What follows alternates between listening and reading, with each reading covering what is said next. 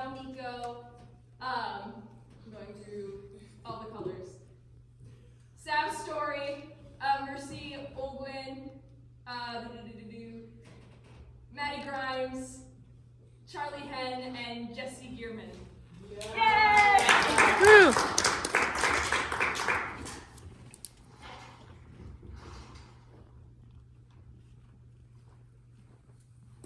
I am alone. The dawn broke with unusual suddenness, and the sight of the most extraordinary nature met Orlando's eyes. Where there had once been solid ice was now a turbulent race of yellow waters. The river had gained its freedom in the night. All was riot and confusion. The river was strewn with icebergs. But what was most terrible was the sight of human creatures trapped in the night, who now paced their precarious islands. Whether they jumped into the flood or stayed on the ice, their doom was certain. Some cried out and made wild promises. Others gazed with terror, looking steadfastly before them. Others called for Vengeance upon the dirty Irish rebels! Some perished, clasping a silver pot, and others tried to their breasts. Among other strange sights was Eat! or 20 on an iceberg. Or a couple, together in bed with an extraordinary number of cooking utensils. Orlando gazed astounded, but seeming to recollect himself, he galloped hard along the riverbank until he reached his great house in the country. The stags lifted their heads to greet him. Orlando now took strange delight in thoughts of death and decay. Are we made as such that we must take death in small daily doses, or we could not go on with the business of living? I am done with women. He shook with sudden sobs, all for the desire of a woman in Russian trousers, with slanting eyes, pouting mouth, and pearls about her neck. Faithless, fickle, adulterous wench! I must do something. I must do something. I must write. Orlando would have given every penny to write one little book and become famous. And yet all of the golden Peru would not buy him the one well-turned line. Fame is like a braided coat, which hampers the limbs, or a silver jacket, which curbs the emotion. Confound it all! Why not simply say what one means? One day, Orlando was adding a line or two with enormous labor to the oak tree, a poem. The grass is green. Ugh. The sky is blue. When a shadow crossed the edge of his paper. It was no shadow, but a very tall woman in cloak and riding mantle who resembled nothing so much as a hare with great bulging eyes. Forgive my intrusion. Or she spoke with so much tee-heeing and ha-haing that Orlando thought she had escaped from a lunatic asylum. I am the Archduchess Harriet Griselda of Pinster Airwood, Scandal Boom in Romania. And I desire nothing more than to make your acquaintance. I saw your portrait, and it is the image of a sister of mine who is long since dead. I visited the English court, the Queen being my cousin. I see. Well, don't good manners require that you invite me in and offer me a glass of wine? Certainly this way. Everything they say is true. You have the shapeliest legs that any nobleman has ever stood upon. Thank you. Your ankle button is unclasped. Shall I fix it for you? I must. If you must. Orlando is overcome with a passion of some sort. Excuse me. What sort of passion can this be? It is unaccountable. For when the Archduchess stooped to fasten his buckle, Orlando heard the beating of love's wings. He was ready to raise his hands and let the bird of beauty alight on his shoulders when, horror, Orlando, your eyes are little raisins. the air was full of coarse, dark wings, bits of straw, twigs, Feathers. A vulture had landed on Orlando's shoulder. Orlando, I'm waiting. Just a moment. Oh, God. Love has two faces and two bodies. One smooth, the other hairy. You see, it was not love, the bird of paradise, who landed on Orlando's shoulder, but lust, the vulture. What's the matter, Lance? Has something excited you? No, I'm quite all right, thank you. There's a little hole in your stocking. Shall I mend it?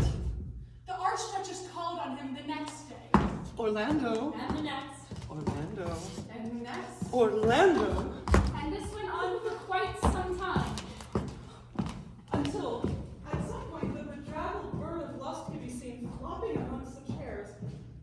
Orlando now knew that his house was uninhabitable. So he did what any young man would have done in his position. He asked the king. Please, my lord, send me to Constantinople. Constantinople?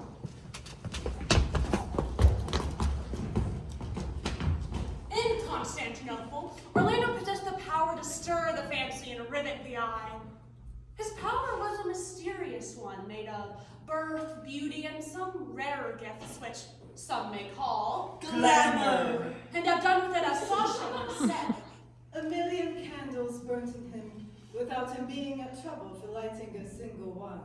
Sasha? He became adored by many women. And some men. Can someone please massage my temples? And yet, this romantic power, it is well known, is often associated with an extreme nature of shyness. Orlando seems to have made no friends. So, one night, Orlando threw a terrific party. We happen to have a letter here from one Miss Penelope Hartle, who attended the party, addressed to her cousin in England. Oh my lord, it was ravishing, utterly beyond descriptions. There were swans made to represent water lilies, birds in golden cages, and Mr. Peregrine said I looked quite ravishing, which I only repeat to you, my dearest, because I know you'd want to know. But we also have from the testimony of Washington. Who was kept awake by a headache. A report that I saw a woman of the peasant class drawn up by rope to Orlando's balcony. A Spanish dancer, I believe. There they embraced passionately like lovers at sea. And then they went to the bedroom and drew the curtain, so no more could be seen. We only mention this event Quite trivial in the long history of Orlando's many affairs. because the next morning an extraordinary and somewhat inexplicable event occurred. though dogs were set to bark Minds were being perpetually and still. Orlando did not wake. Morning. They tried to Orlando slept. On the seventh day he awoke. He stretched himself. He stood upright in complete nakedness before us. The trumpets pealed out. Truth! Truth! Truth! We have no choice but to confess. He was a woman! No human being since the world began had ever looked more ravishing. With the strength of a man and the grace of a woman combined, Orlando had become a woman. Many hold that such a change of sex is against nature and have been at pains to prove since, first, That Orlando had always been a woman. Secondly, that Orlando is at this moment a man. But biologists and psychologists determine it is enough for us to state the simple fact that Orlando was a man until the age of 30, when he became a woman and has remained so ever since. I want to go home. Home? To England. Orlando got herself a complete outfit of such clothes that women then wore, And it was in such an outfit that she sat on the deck of a ship headed towards England. It was a strange fact, but very true, that up to this point Orlando had scarcely given her sex a thought. It wasn't until she felt the coil of skirts about her legs and the captain asked, May I get you a chair, madam? Yes, certainly. It was just then that Orlando realized the penalties and privileges of her position. This is a pleasant, lazy way of life, to be sure, but could I jump overboard and swim in clothes like these? No. Dinner? A delicious tremor ran through Orlando's frame. How odd. When I was a young man, I insisted that women be obedient, chaste, and scented. But now I must pay for those graces in my own person. For women are not Judging by her short experience with the sex. obedient, chaste, nor scented. They must attain these graces through tedious discipline. First, there's the hairdressing. That alone will take an hour of my morning, and then there's the looking in the looking glass and being chaste year in and year out. When I set foot on English soil, I will not be able to crack a man over the head, or draw my sword and stab a man through, or lead an army. All I will be able to do is pour tea and ask the lords, do you take cream? Do you take sugar? She criticized both sexes as if she belonged to neither.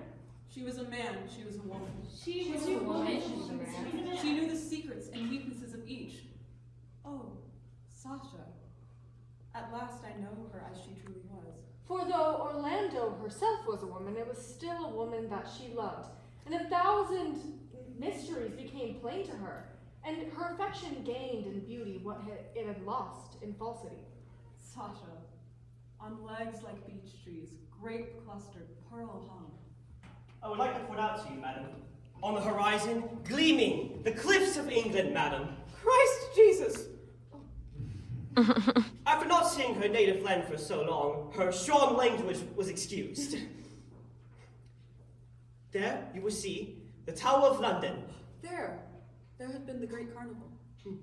St. Paul's. And there she had first met Sasha hundreds of years ago and seen the frozen dolphins. How everything had changed. And there, on the right, Westminster Abbey. How she wanted to tell the captain that she had been an ambassador, and a duke, had hacked men's heads off, had lain with loose women. And just there, the House of Parliament. Do what she would to restrain them. Tears came to Orlando's eyes. But remembering that it is becoming in a woman to cry, she let them flow. Dear old London. Will you need an escort, madam? No, thank you. And it was without anyone's assistance that she set foot on her native shore. It was a fine evening in December when Orlando arrived. Home. Milord! Milady! Milord! Milady? She comforted her with a hearty kiss on both cheeks. Your mail, my lady. Thank you. No sooner had she opened her mail than she found she was the victim of 2 major lawsuits. One, that you are dead, and therefore cannot hold any property whatsoever. 2, that you are a woman, which amounts to much the same thing. Christ Jesus! If my lord is now a lady, well, I've never seen a lovelier one. I've always had my suspicions. While the old servants gossiped, Orlando took a silver candle and once more roamed the halls, the bedrooms, the galleries, the courts. I'm beginning to grow up. I'm losing some illusions. Perhaps to acquire others.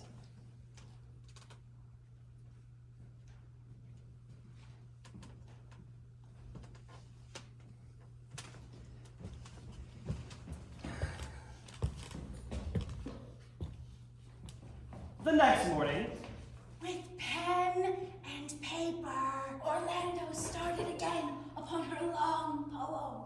The oak tree! And then I came to a springing field. Scarfed in blue, No yellow. no purple. Scarfed in purple! When suddenly, a familiar shadow. A grotesque shadow. The shadow of no less than The Archduchess Harry and Griselda. I fled. Scandal in Romania. I fled all the way to Constantinople to avoid that fatal foul. She resembles nothing so much as a monstrous hair. Oh, they never do give one moment's peace. a heap of clothes lay on the ground in place of the Archduchess. Please forgive me for the deception I played on you. Indeed, it was very cruel of you to deceive me.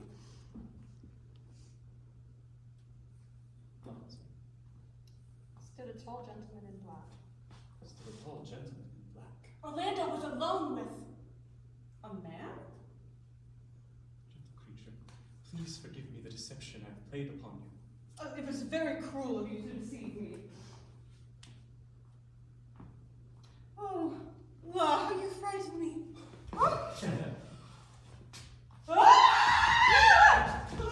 Dearest lady, my story is a tragical one. I am indeed a man and have always been one. I saw reflected long ago in the days when you wore the stockings of man, and I fell madly in love with you. I knew I had no chance to win your heart, except as a woman. If this is love, there is something highly ridiculous about it. Listen, I have more land in Romania than any nobleman in England.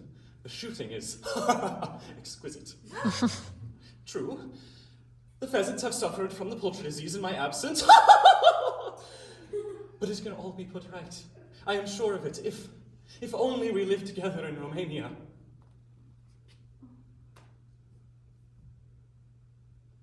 Orlando knew from her experience as a man that men cry as frequently as women do.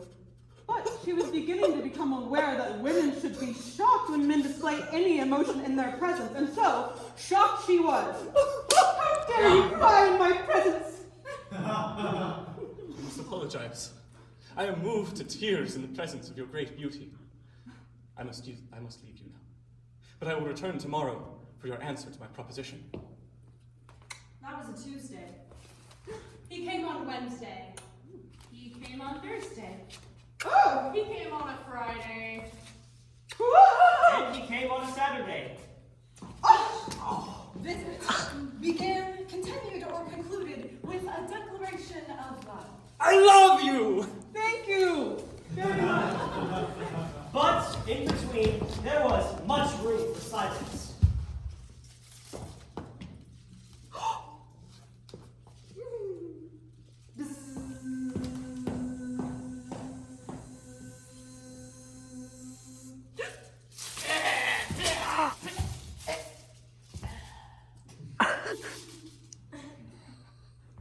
I shot an elk in Sweden. Was it a very big elk? Well, it was not as big as the reindeer I shot in Norway. Have you ever shot a tiger? I shot an albatross. Is an albatross as big as an elephant? I adore you. Oh, look, it's beginning to rain. More tea? Yes, please. One lump or two. One. My darling. I know a game. Do you see that fly building about there? Yes. I bet you 500 pounds. That fly will land on my lump of sugar rather than yours. That is a delightful game. My darling. I bet you 500 pounds. Orlando, aware of her sex, realized she could no longer knock a man in the head. Oh, look at one! 500 pounds, please.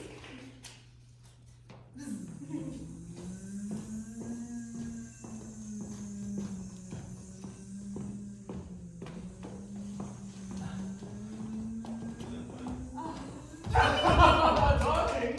I won again. So you have, too bad for me. What is the use of being a young lady in the prime of my life when I pass away all my mornings watching flies with the Archduke? There must be some way out of this difficulty. Oh! Look, my plan's dying. Orlando thought of a plan while the Archduke was staring at the plants. Orlando gently squeezed the life out of the fly. I'm sorry, little fly. They're quite dead. Orlando reckoned that the Archduke would detect this fraud, and as cheating is a heinous crime, would want nothing further to do with her. Lulu, look, I won again. Oh, so you have, my darling. I didn't even hear the fly buzzing about. The dead fly looked as much the same as the living one to him. Like, He reckoned that the Archduke would detect the fraud.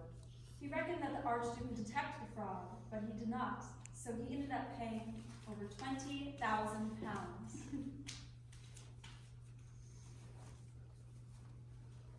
Finally, the Archduke could be deceived no longer. That fly is dead. Yeah. You killed that fly. You pasted it into into your sugar lump. Didn't you? Did you? Yes. It is not that you won my fortune. You are welcome to it. It is only that you deceived me. It hurts me to think you are capable of it. To love a woman who cheats at play is, I'm afraid, impossible. And yet, you are only a woman. Allowances must be made. Oh. Perhaps I can find it in me to forgive you from the wildness of my passion. Orlando feared such a speech, and so, taking the frog she had hidden in her blouse all morning, she dropped it into the shirt of the Archduke.